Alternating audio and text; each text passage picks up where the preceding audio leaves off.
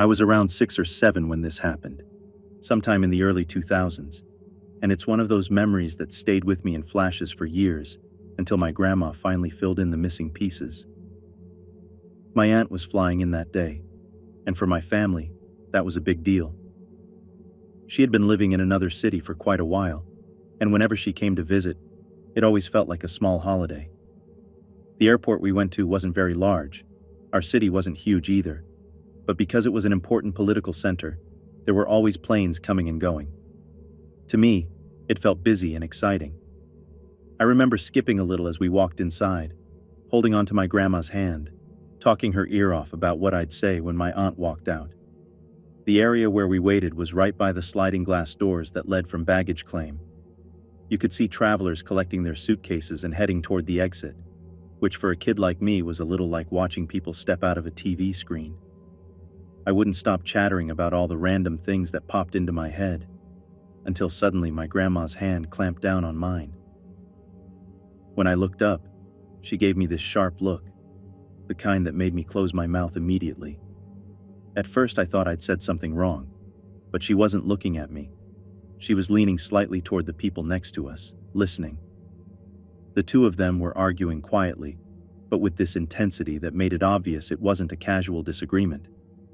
One was an older man, probably in his 60s, and beside him was a young woman who looked heavily pregnant. Their voices rose and fell, sharp and hushed, and though I couldn't follow what they were saying, it was clear it was serious. My grandma has always had this habit of getting drawn into other people's business, so she stood very still, squeezing my hand, while I got bored and turned my attention back to the sliding doors. The next part of the memory is fragmented, like parts of it got taped over in my mind. What I do recall is the older man suddenly shouting, his voice booming over the low hum of the airport. He repeated something, maybe a name, maybe a threat, and pointed toward the doors. Right then, someone stepped out dragging a suitcase, and in the blink of an eye, everything spiraled into chaos. I remember screams filling the air, loud and panicked. My grandma yanked me off my feet and threw me onto the ground before I could even process what was going on. Then she covered me with her entire body. The tile was cold against my cheek, but underneath her, it grew stifling and hot. I heard sharp, cracking noises echoing across the terminal. At the time, I thought they sounded like fireworks. And people were scrambling, shouting, some hitting the ground like us, others running in every direction. There was a strange smell in the air, something acrid that clung to my nose and throat, and I started gagging under her weight. I panicked and tried to push her off, crying, until she shoved my face back down so hard it almost hurt, and whispered in a tone so stern and urgent it stopped me cold. "Don't move. Play dead." That was the first moment it really sank in that something awful was happening. I froze, pressing my face against the floor, every muscle shaking as I tried to keep still. My ears were ringing with screams, heavy footsteps, and the old man shouting somewhere nearby, though I couldn't make out the words anymore. Time stretched out unnaturally. Every second felt like a minute, and I just lay there, breathing in the bitter air, tears stinging my eyes. Eventually, my grandma pulled me up, her grip firm, and half dragged me toward a wide concrete pillar where we crouched down. My legs felt like jelly, trembling so badly I could hardly stay upright. But she held me tight until we were tucked away. There were police officers nearby by then, moving fast and giving sharp instructions, telling people to stay down, stay calm. The old man's voice was still carrying through the terminal, but it was breaking now, less anger and more something like grief. Then, after a while, it went eerily quiet. I don't remember much about what happened immediately after. An officer led me and my grandma away, and when we passed through the terminal, he put his hand over my eyes as if to shield me. I squirmed and tried to pull his hand away. I hated being handled like that. And in the second I managed to move it, I caught sight of something I've never forgotten. The pregnant woman was lying flat on her back, perfectly still. That image etched itself into my mind forever, even if I didn't fully understand it at the time. For years, my grandma kept the details from me. Back then, she just told me a bad man had been arrested and that I was safe now. It wasn't until I was older that she finally told me what really happened. The old man had been the woman's father. The man he was shouting at, the one with the suitcase, was her boyfriend, the father of her baby. That man had abandoned her when she first got pregnant, and only recently had he decided he wanted to come back and take responsibility. The father never forgave him for leaving her in the first place and saw him as the reason her life had been ruined. He'd come to the airport armed, waiting for him to arrive. When the boyfriend stepped through those sliding doors, the father pulled out his gun and started shooting. His aim was poor, wild, probably from his emotions boiling over, but stray bullets hit several other people in the process. In the middle of it, his daughter screamed that she loved the man. And when her father finally leveled the gun on her boyfriend, she stepped between them. In that split second, both she and her boyfriend, along with the unborn baby, were killed. By the time the police reached him, the old man had gone from furious to hollow, letting them take the weapon without fighting. The whole thing, my grandma later told me, lasted less than 20 minutes, though for me as a child crouched under her, it felt like hours. It was only years later, when she described how close we'd been standing to where people had fallen, that I realized the red I remembered seeing inches from my face on the floor was blood. If she hadn't thrown me down and covered me, I might have been hit myself while trying to sit up. My aunt, thankfully, never even made it out of the secure area. As soon as the shots rang out, staff directed passengers back down the corridor, and she was kept safe until the police gave the all clear. But for me and my grandma, those minutes in the terminal stretched into one of the most frightening experiences of our lives. And even now I can still picture the smell, the sounds, and the weight of her arms pinning me to the ground, protecting me from something I couldn't understand until years later.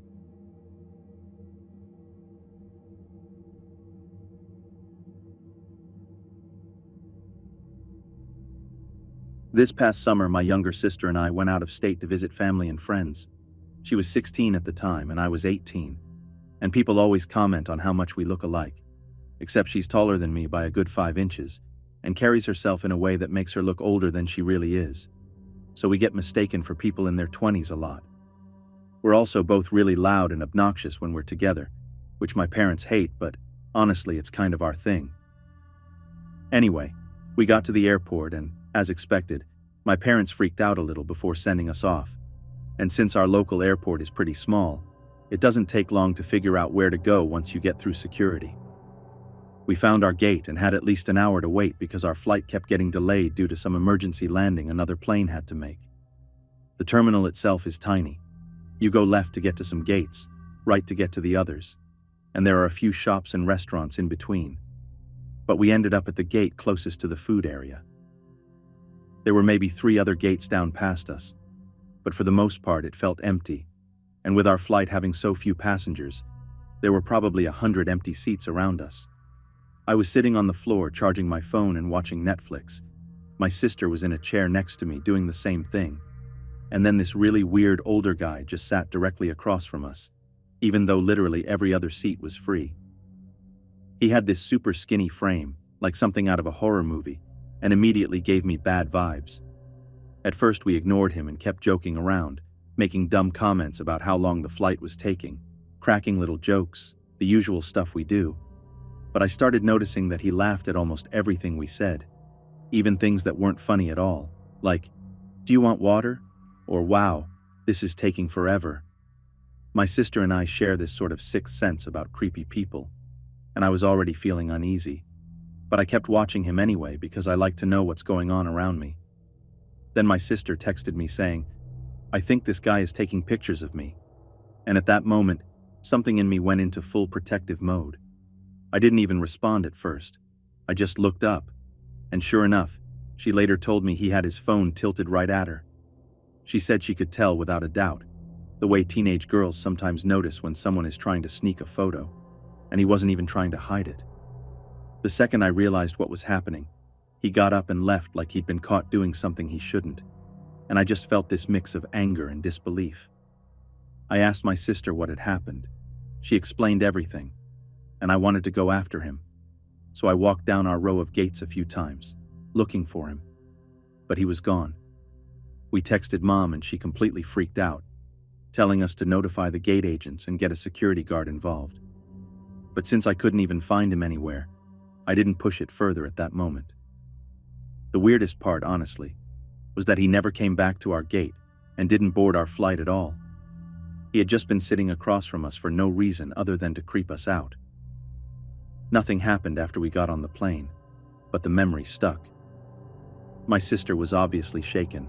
I was on high alert, and the whole situation reminded me that even small airports, even ones you feel completely safe in, can have people who make you uncomfortable for no reason, and that being alert and having someone watching your back, like I had my sister and she had me, is worth more than anything else.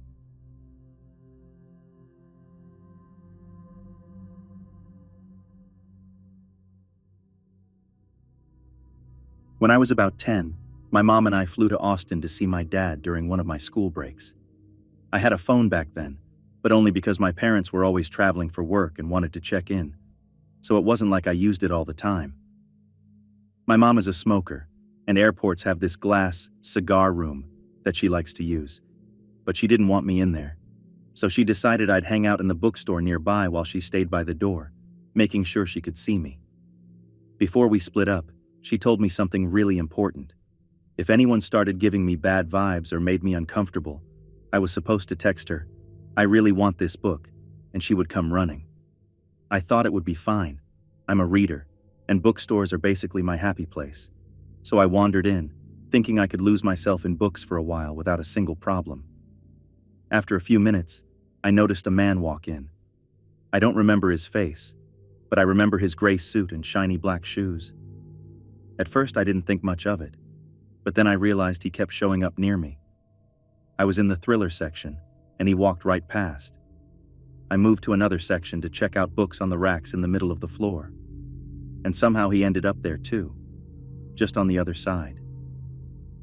That's when my stomach dropped, and my gut screamed that something was wrong, which almost never happens. To make sure I wasn't imagining things, I went over to the little kid section, the kind with board books like The Very Hungry Caterpillar. Sure enough, he followed again, standing on the other side like it was completely normal. By this point, I was freaking out a little, so I grabbed a random book from the thriller section, the one closest to the checkout, and quickly texted my mom. I didn't even have time to wait, because almost immediately I smelled her perfume and heard her say, "Oh good, you found something." She had already seen the guy following me twice, and was walking toward me before I even sent the text. We paid as fast as we could and left the bookstore, and as soon as we were in the open, I told her everything that had happened. She nodded, serious and tense, explaining that she had already noticed the man and knew from the way he moved that something wasn't right. We stopped at the bathroom on the way back to the gate, and I saw him coming down the hall behind us. I silently pointed him out to my mom, and she immediately went into high alert mode. At the gate, he ended up sitting just a couple seats away from our luggage, so my mom made sure I sat right next to the plane entrance while she held our bags tightly. When we boarded, he was only a few rows behind us. There was nowhere to move, and both of us could feel the tension building. My mom kept glancing at him and quietly shifting, making sure I stayed close without panicking me, which somehow made me feel a little safer. During our layover between Nashville and Austin, my mom noticed him get off the plane right behind us. He followed us to our next gate, standing around like he belonged there, and it was obvious he had been keeping tabs on us the whole time. At that point, my mom was beyond annoyed, but she stayed calm enough not to confront him directly because I was with her. We made a stop at the cigar room, where she smoked a quick cigarette, and the man was right outside, waiting. Then we stopped in a gift shop to grab a present for my dad and get a drink, and he followed us there too. My mom's patience finally ran out, but she knew she couldn't engage him physically since he hadn't done anything violent yet, so she made a decision to go straight to security. Back at our gate, she told the attendant everything in detail, pointing directly at him, explaining that he had been following us since Nashville and was making us extremely uncomfortable. Security arrived a few minutes later, And once the man realized my mom was serious and pointing him out, he bolted. Backup followed him, and finally my mom and I could board the plane to Austin without him anywhere near us. I don't think I've ever been so relieved in my life, and it made me realize how quickly an airport can feel unsafe, even when it seems normal, and how much having someone paying attention to you, like my mom, can actually make the difference between staying calm and panicking completely.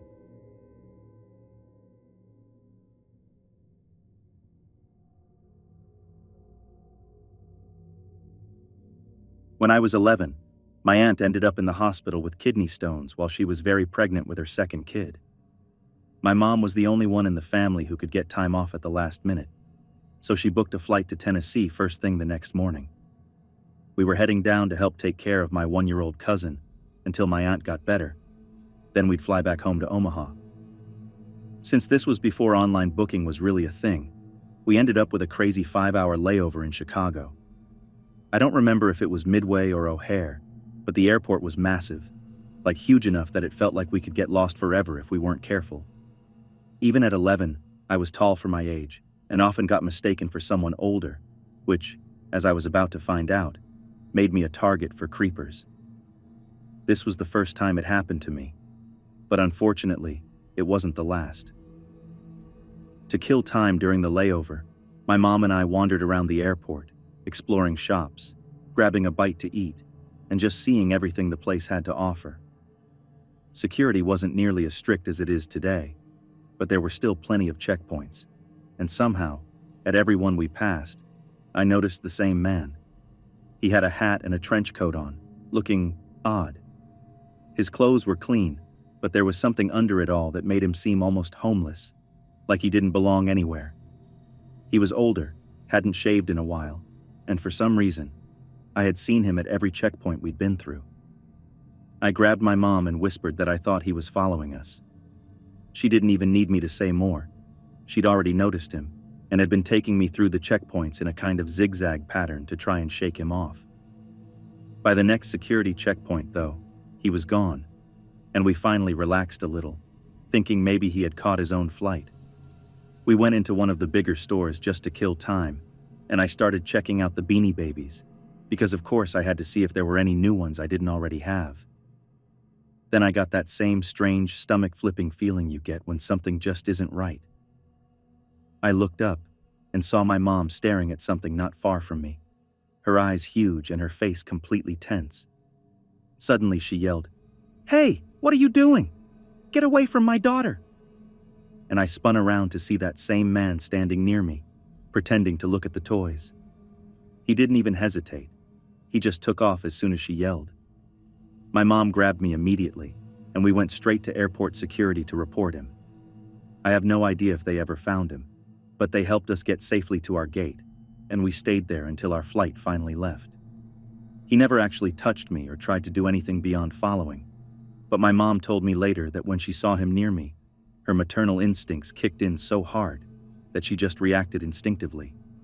She said she wished she'd reported him as soon as she noticed him, but in the moment she thought maybe she was just being paranoid.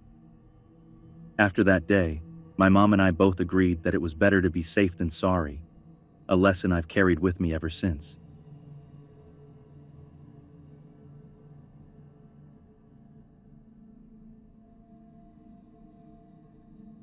I have to start by saying I was a really precocious kid. By the time I was 18 months old, I could sing every single word to the Bare Necessities from the Jungle Book perfectly, and I would perform it for my mom's co-workers like it was my full-time job. I didn't really understand the concept of strangers beyond the basic rule of not talking to them, and nobody had ever taught me what to do if one tried to grab me. On top of that, I had a very short, boyish haircut that my mom let me have when I was around 3 or 4, and I refused to wear anything girly. People constantly mistook me for a boy, which would end up being relevant in this story. One day, my grandma took me to the airport. I can't remember if my parents were out of town or if we were supposed to pick someone up, but I remember the place felt enormous from my little perspective. Every hallway, every gate, every stairway looked like it went on forever, and I remember darting ahead of my grandma more than once despite her scolding me. I liked exploring, and at 3 or 4 years old, Rules were more like suggestions anyway. Of course, I ran ahead again, down a tiny flight of stairs, maybe 3 or 4 steps, but that's when everything went completely wrong. Suddenly, a very large man swooped me up. He smelled strange, like a mix of sweat and something I couldn't identify, and his scraggly blonde hair and messy beard didn't help. His eyes were the creepiest part, cold, calculating, and unblinking. And even though I was terrified, for some reason, I felt oddly calm. My grandma was right there, and in my little mind, nothing could touch me if she was nearby. Then she came. My grandma tore down the stairs faster than I had ever seen her move, shouting at the man to put me down, swinging her purse with all the force she could muster. The man froze for a moment and said, "Lady, chill. This is my son. The kid you're looking for must have run off." And that's when little me, probably not thinking at all about being polite, piped up with the utmost authority. "I am not a boy, and you are not my daddy. Now put me down." The shock on his face was incredible. He looked horrified, confused, and maybe a little disgusted, and he immediately set me down before bolting as fast as he could through the airport. I turned to my grandma, who scooped me up, still shaking and furious, and whispered that I had been very brave. My family still tells this story all the time, dissecting every little detail. Some of us wonder if he really thought I was his son, or if he just made a horrible mistake. But most of us lean toward the darker possibility. He didn't say a word before grabbing me, and the second he realized I wasn't the boy he thought I was, he ran. If he had been innocent, he probably would have stayed to explain or apologize, but instead, he vanished into the airport chaos, leaving only the memory of a terrifying few seconds that my grandma and I will never forget.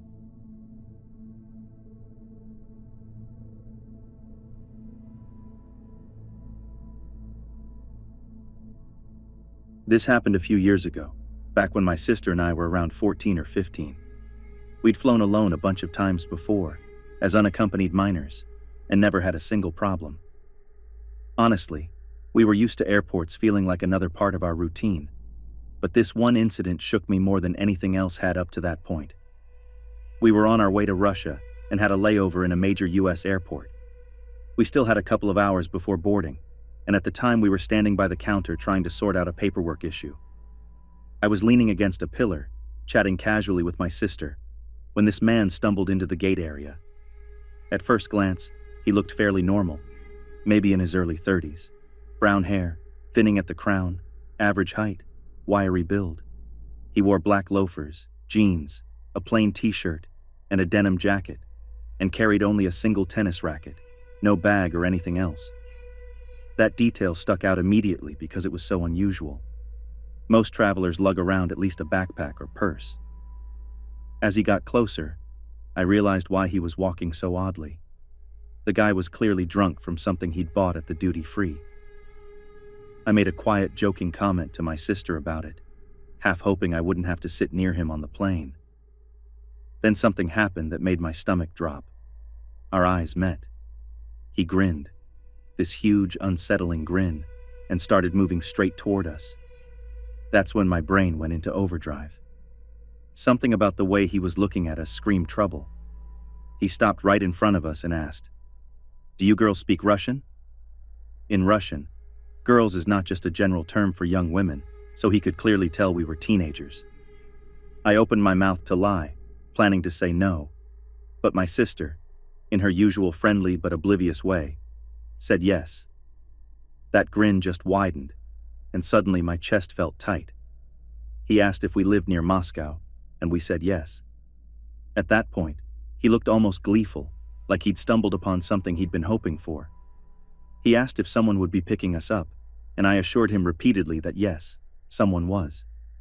Then, leaning slightly closer, he said, "That's a shame, but if you girls have any trouble getting home, you can always come with me."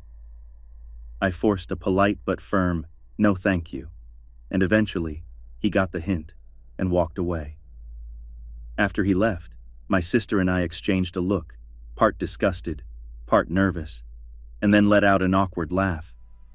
The lady at the counter had witnessed the whole thing and gave us a worried look, making sure we were okay.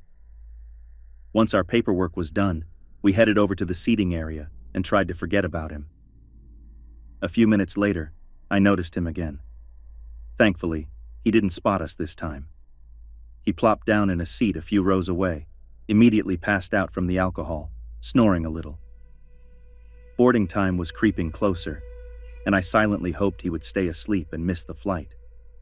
But before that, a small victory happened.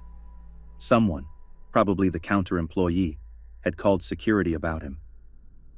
Not long after, TSA officers came and escorted him away. Seeing that, watching him finally removed from the terminal, was such a relief. I couldn't help feeling a strange sense of satisfaction, knowing he was likely going to be detained for at least the night.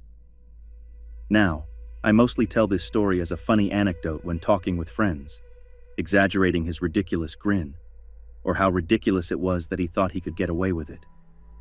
But in the back of my mind, there's a chill that comes back when I think about what could have happened if he hadn't been drunk, or if he'd tried anything. In Russia, I know kidnappings like that really do happen, and for a moment, I can still feel that edge of fear that made my heart race while we were standing there, pretending to be calm.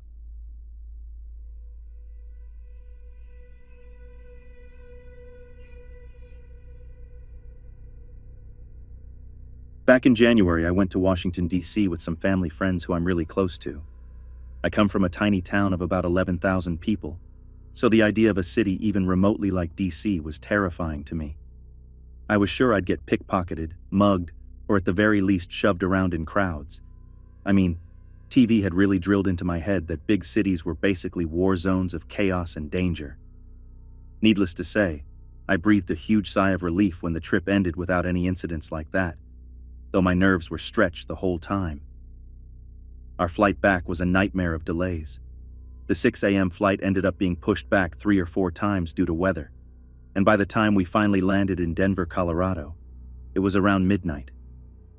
We had originally planned to drive home that night, but that was no longer an option. I'm also extremely picky about using airplane bathrooms, so by the time we landed, I had to go badly. I went with my friend's mom since she needed to go too, and we headed for the restroom together. The airport at that hour was basically deserted, and my nerves were already on edge. I went into a stall, did my business, and came out to see a security guard standing by the door. There were no other footsteps I could hear, and the restroom was completely empty otherwise, so I was a little confused, but I just smiled at her and started washing my hands. That's when it happened. About 10 seconds later, a toilet flushed behind me, and when I looked, it wasn't my friend's mom who emerged. It was a man wearing a black sweatshirt with the hood pulled up. The second he saw the security guard, he dropped his head and started walking out quickly. The guard followed him, clearly irritated, saying something along the lines of, "This is clearly marked as a women's restroom." At the time, mostly because I was exhausted and probably half asleep, I didn't fully process how terrifying that moment had been. But the next morning, it hit me hard.